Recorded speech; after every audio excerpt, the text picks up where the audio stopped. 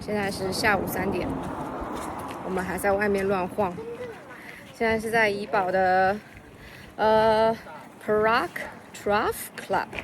这是据说之前是一个有1000匹马的一个马场，但是呢，据说应该是会有市集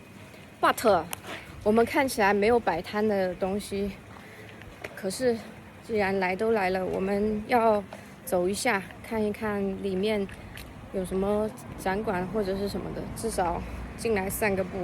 不然的话，从先前的芽菜鸡到后来喝咖啡，就没有消化过，也没有怎么走过路，实在是应该到室内去稍微晃一下。但是现在又是最热的时间，请叫我们勇士，户外探索的勇士。